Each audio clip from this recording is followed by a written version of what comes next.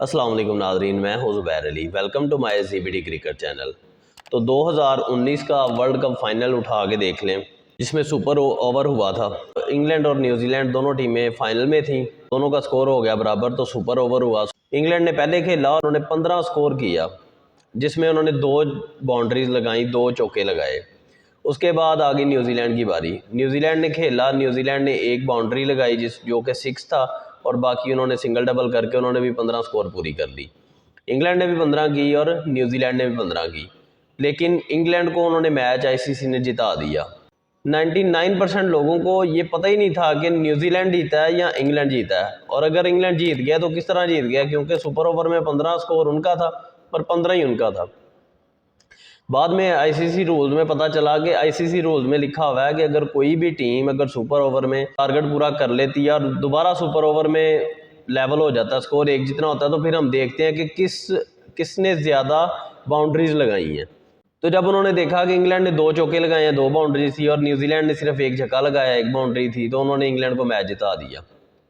और ये बहुत बड़ा एक इवेंट है। वर्ल्ड कप 4 साल इंतज़ार करके उसके बाद फिर देखने को मिलता है। तो टीमें इतनी तैयारी करके आती हैं, मेहनत करके आती हैं, और सिर्फ एक ये डिसीजन, बच्चों वाले डिसीजन पे वो इंग्लैंड जो है वो जीत गई और न्यूजीलैंड हार गई। और तब ये बहुत ही अजीब फैसला लगा था सबको, कि बाद में पता चला कि अच्छा ये रीज़न थी कि बाउंड्रीज़ की वजह से हारे जीते हैं। हालांकि ये होना ये चाहिए था कि सुपर ओवर दोबारा होता। दोबारा होने में क्या, 6 गेंदें थी, दोबारा हो जाता। सुपर ओवर दोबारा होता, जो टीम जीतती तो वो सबको पता होता कि ये टीम जीती है। लेकिन अब जो वर्ल्ड कप 2023 है, इसमें इन्होंने रूल चेंज कर दिया हुआ है। अगर किसी भी टीम का, फॉर एग्जांपल पाकिस्तान और इंडिया का भी मैच होता है, तो बराबर हो जाता है, लेवल हो जाता है। तो जब सुपर ओवर होगा, अगर सुपर ओवर दोबारा बराबर हो जाए, अगर फॉर एग्जांपल 20 स्कोर है तो पाकिस्तान ने 20 स्कोर किया, इंडिया भी 20 कर ले, तो सुपर ओवर में ये नहीं फिर देखा जाएगा कि बाउंड्रीज किसकी ज़्यादा हैं। दोबारा सुपर ओवर होगा, फिर जो जीतेगी फिर वही टीम को विन हम करवाएंगे। बाउंड्रीज वाला सीन ही उन्होंने निकाल दिया हुआ। तब उन्होंने बहुत ही एक नाइंसाफ़ी हुई न्यूजीलैंड के साथ कि उन्होंने 15 करके भी वो बेचारे हार गए। और मज़ीद अगर आप देखें, आजकल के जो टेक्नोलॉजी का दौर है, हर चीज़ कैमरे की आंख देख रही होती है, हर चीज़ नज़र आ रही होती है सामने। तो फिर भी अगर मैं आपको एक बात करता हूँ, आप सब मेरे ख्याल से इस बात पे एग्री होंगे, ये जो डिसीजन है ना इनका, अभी इन्हें एम्पायर जो है वो ख़त्म कर देने चाहिए, दोनों एम्पायर।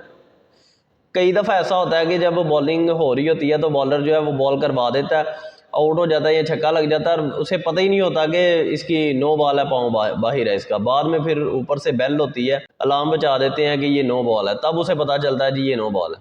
अंपायर जो है मेरे ख्याल से तो ये ख़त्म होने चाहिए, और किसी किस्म की कोई भी फिर इसमें नहीं रहेगी कि कोई डाउट्स नहीं रहेंगे। हर आप आउट, LBW हो चाहे नो बॉल हो, आप हर चीज़ कैमरे में रिकॉर्ड कर रहे हैं, और कैमरे में अल्टीमेटली अब अगर कोई भी अपील लेता है तो वो फैसला जो कैमरा करता है, वही सब थर्ड एम्पायर जो कैमरे पे बैठा होता है वही जो फैसला करता है, वो उससे एक्सेप्ट किया जाता है।